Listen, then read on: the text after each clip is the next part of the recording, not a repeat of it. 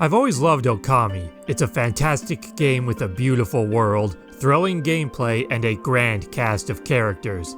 Yet for all of its pros, there's always been one aspect of the experience that mars the whole thing. It's way too easy.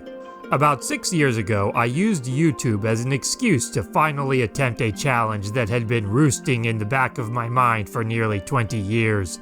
To beat Okami with limited use of praise and items. Yet due to a sporadic recording schedule crippling my motivation, that series was never finished.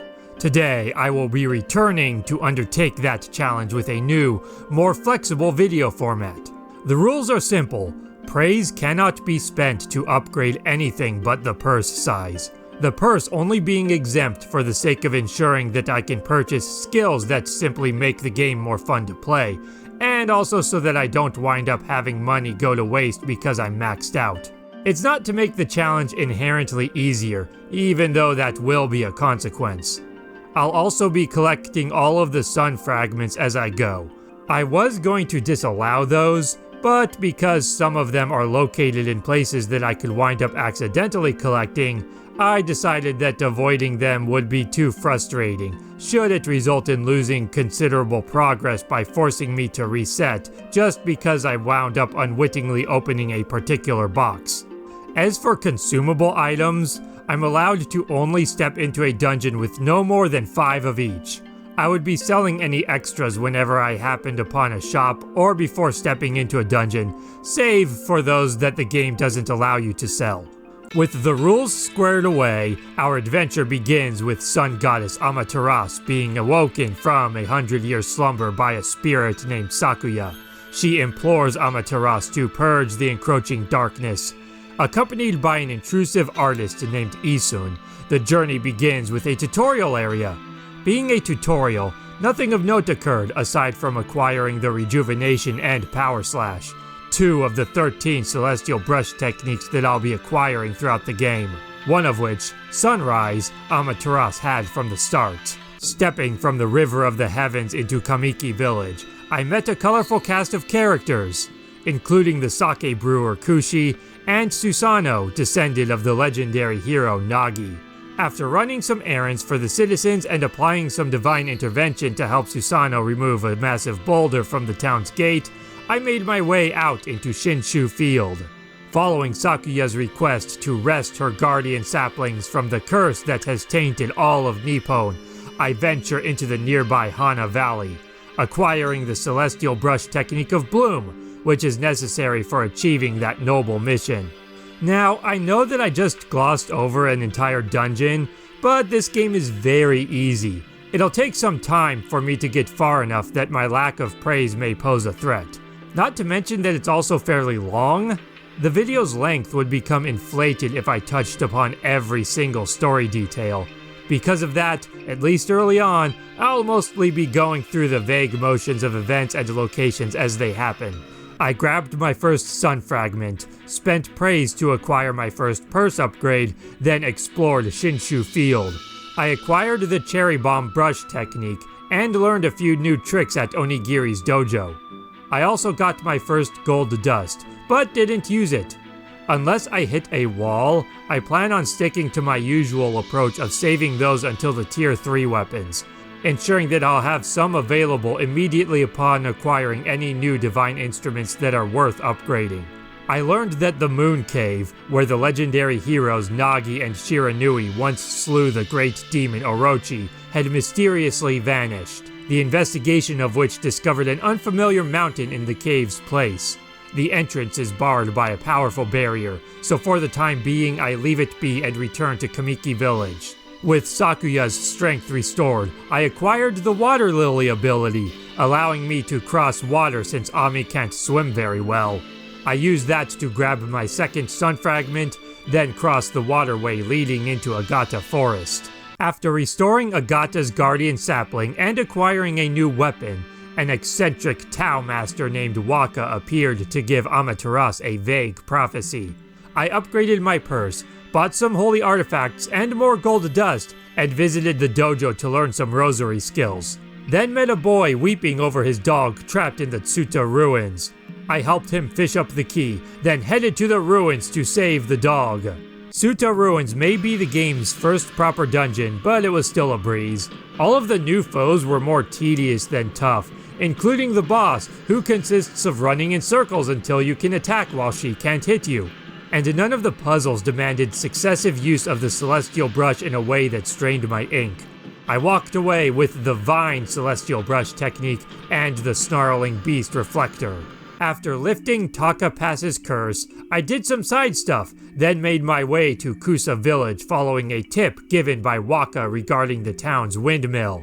Without the divine wind blowing, Kusa was a veritable ghost town.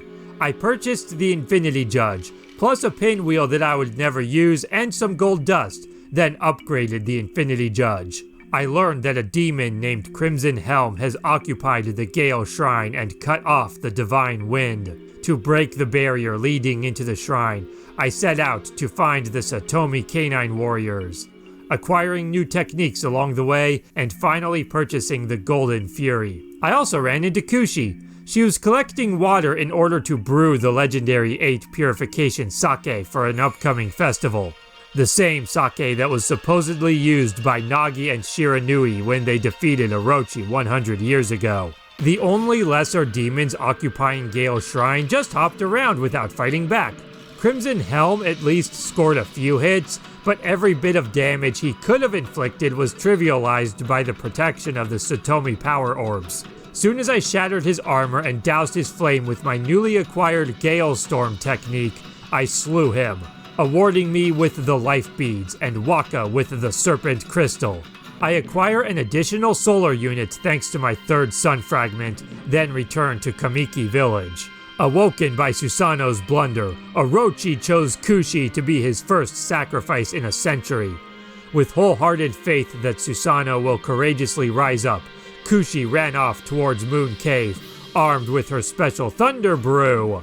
I accompanied her to the Moon Cave, where Waka awaited to remove the barrier using the Serpent Crystal.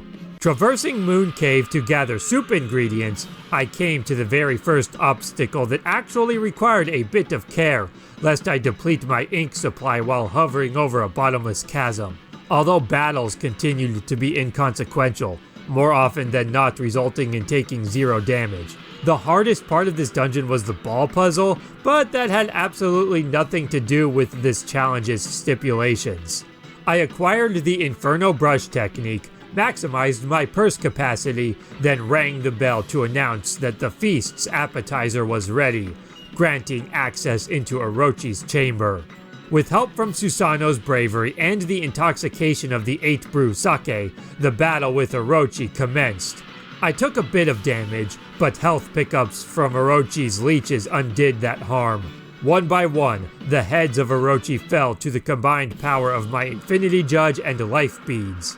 Although a bit tougher than any past battles, the final boss of the first story arc fell rather easily, awarding me my first glaive, the Tsumugari.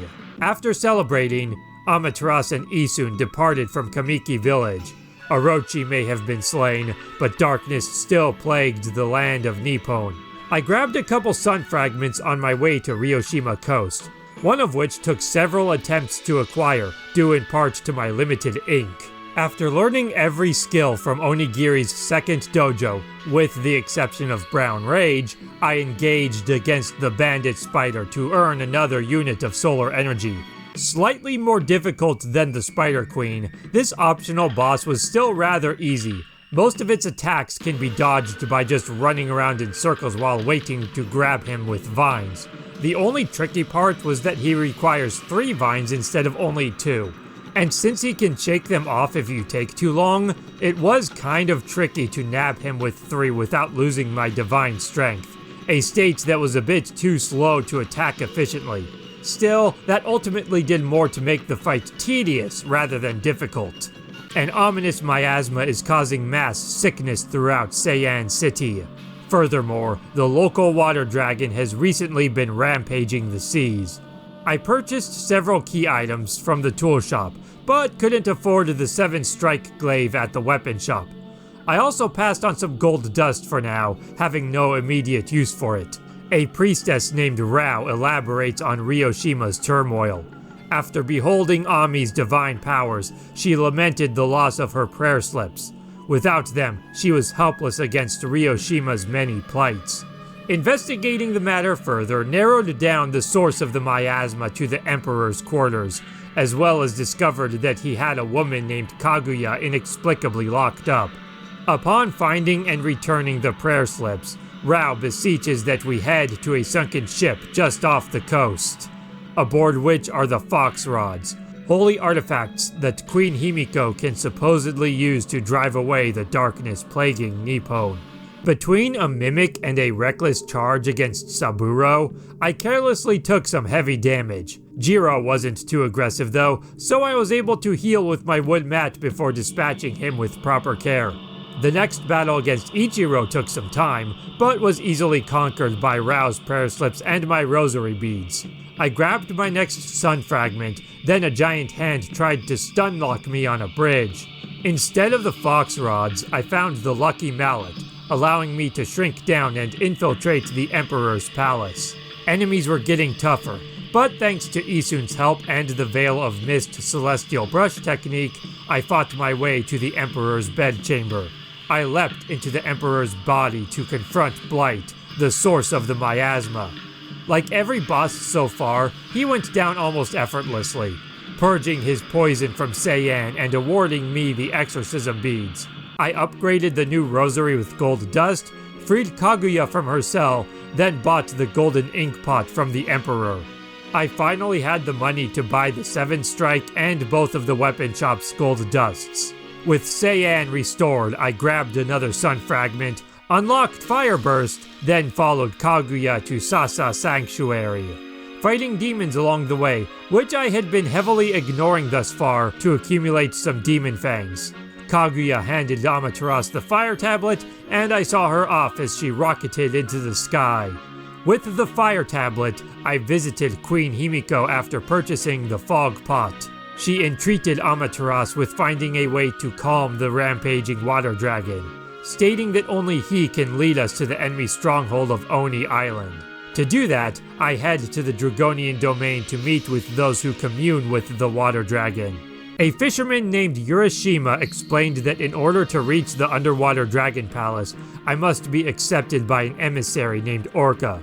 Riding on Orca's back, I set out to take care of some side quests. I acquired the whirlwind technique, leveled up both the power slash and cherry bomb, and challenged the second bandit spider for another sun fragment, who, thanks to the golden ink pot, was easier than the first because I could hurl 3 vines much more swiftly than before. I scaled Catcall Tower to acquire the catwalk brush technique and another sun fragment, then made my way to the Dragon Palace. In order to penetrate Oni Island's barrier, I must retrieve the dragon orb from within the water dragon's belly. I got clobbered when my controller died, but the monsters and puzzles inside the dragon were otherwise nothing of note. The tube foxes were a bit of a nuisance, but wielding a rosary as my main weapon trivialized their agility while maintaining a safe enough distance for dodging their attacks. I retrieved not only the dragon orb, but also the fox rods before fleeing the dying dragon's body. After receiving information that contradicts what Rao had said about the fox rods, Amaterasu hands them over before delivering the dragon orb to Otohime. A vision shows Rao under attack by the demons who pursue the fox rods. Subsequent events reveal that Rao had perished some time ago, and that the woman who we thought was Rao was actually a conniving Dark Lord named Ninetails who needed the fox rods to achieve ultimate power. He uses that power to kill Queen Himiko, then retreats to Oni Island. Checking my inventory, I realized that I had an abundance of travelers and godly charms. I then realized that I can't sell those particular items to bring them down to my previously stated rule of 5, nor could I sell the golden peaches. I used a few travelers' charms to bring them down a bit before heading to Oni Island, but aside from that, I suppose I'll just have to keep track of the count on my own, assuming I use any at all, as opposed to other items, which I've been selling as their count exceeds 5. I made quick work of some ogres, then infiltrated Ninetails' imposing fortress. wondering if this might finally be the tipping point where I'll be presented a decent challenge. That prayer was sort of answered. A pair of poltergeists put up a good fight, requiring me to swiftly swap weapons as every moment demanded, while delayed strategizing and use of my brush punished me with deadly attacks.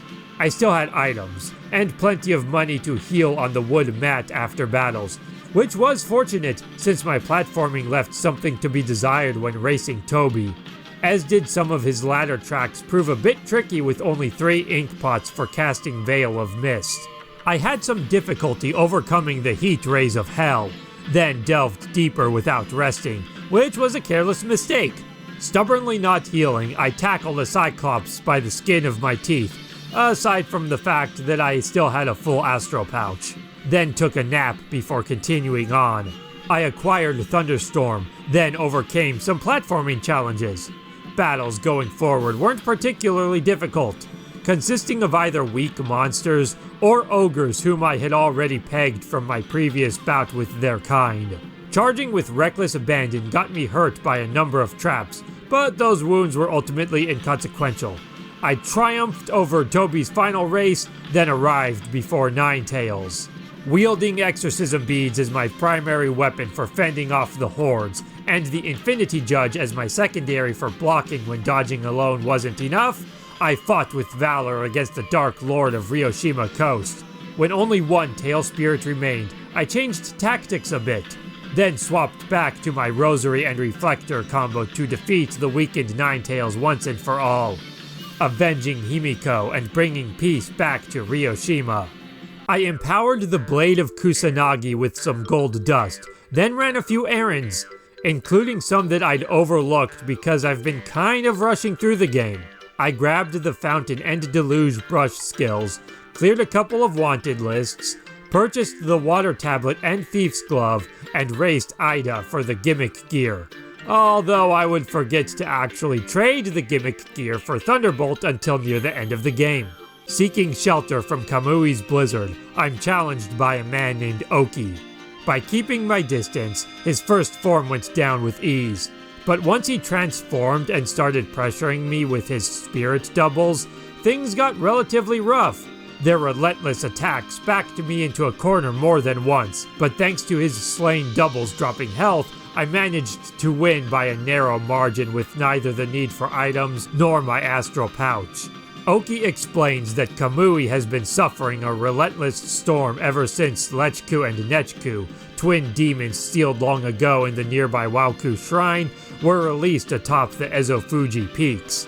He plans on using the Guardian Sword Kutone to save the Northern Realm before it becomes an icy tomb. I purged Kamui's cursed zone, ignored Blockhead Grande because he's fucking impossible, then bought every new skill at the latest dojo. Still unable to afford Brown Rage, but that skill isn't nearly worth its cost. Armed with new strength, I dispatched Wally's assassins and unlocked Cherry Bomb's full potential. Monsters were getting a bit stronger, but still pushovers so long as I swapped my weapons around depending on circumstance.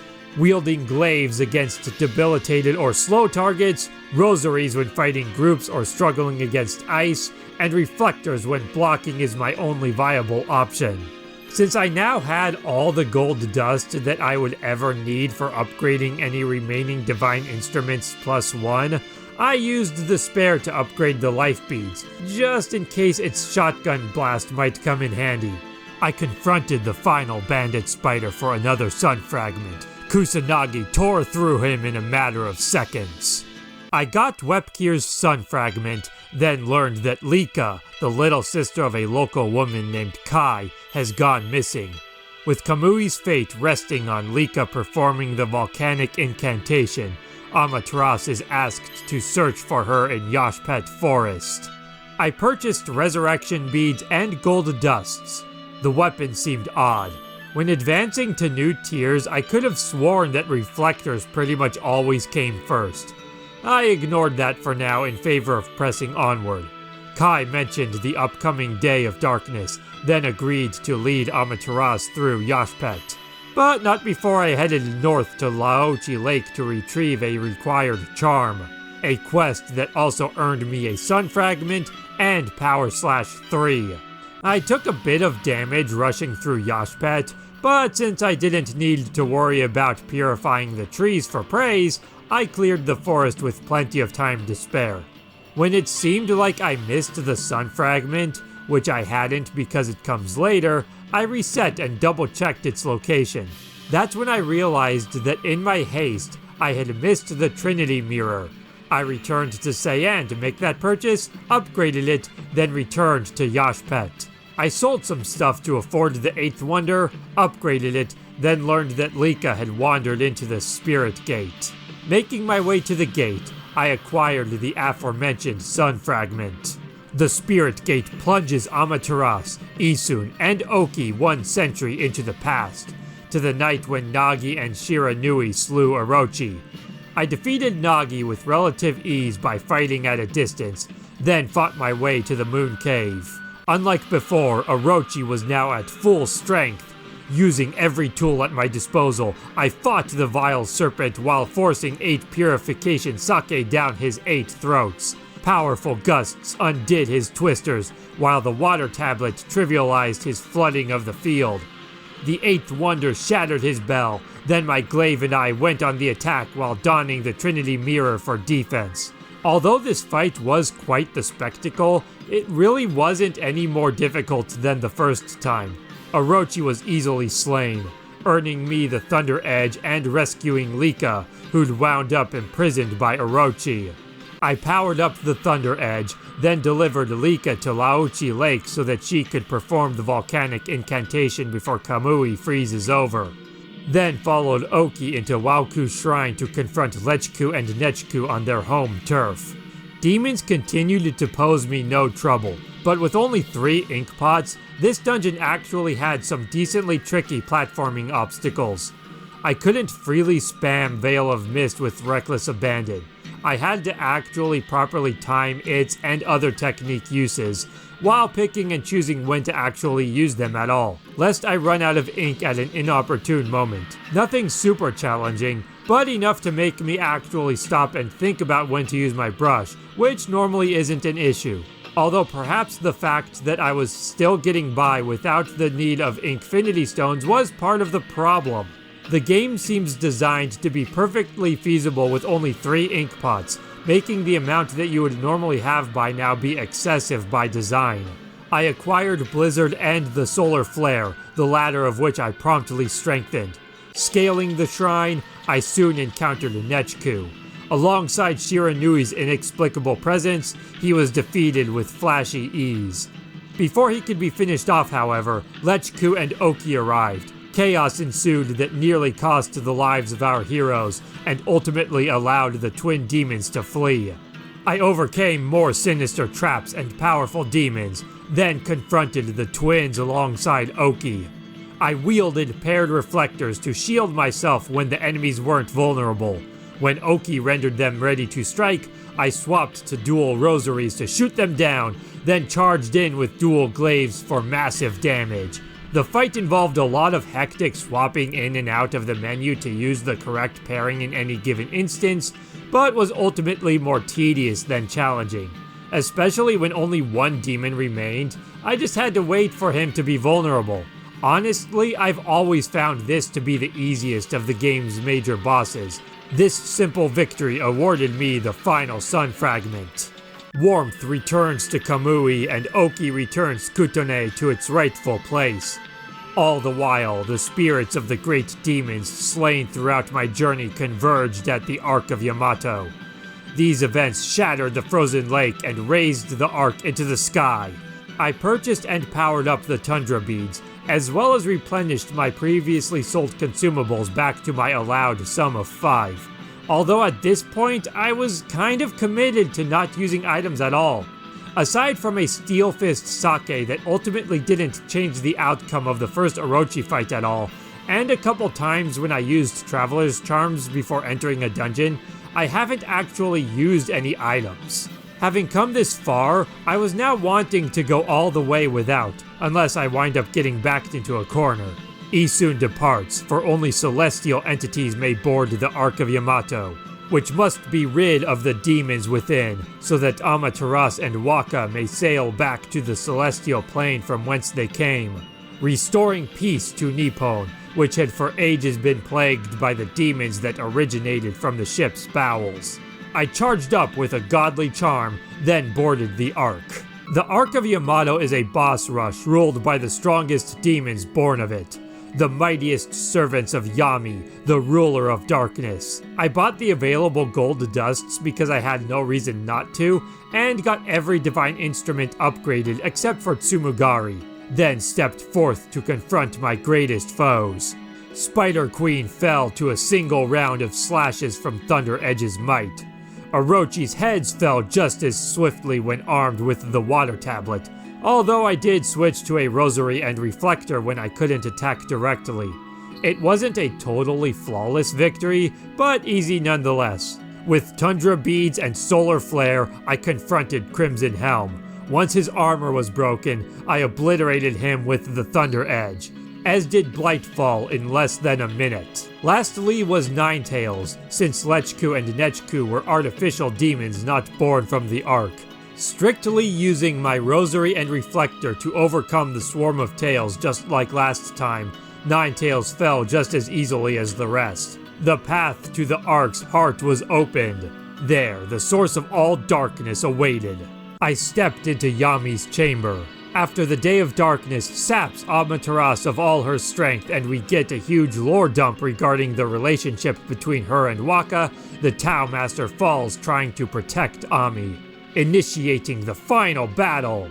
After briefly fighting in my mortal form, rejuvenation is taken back from Yami, as are my general godly powers.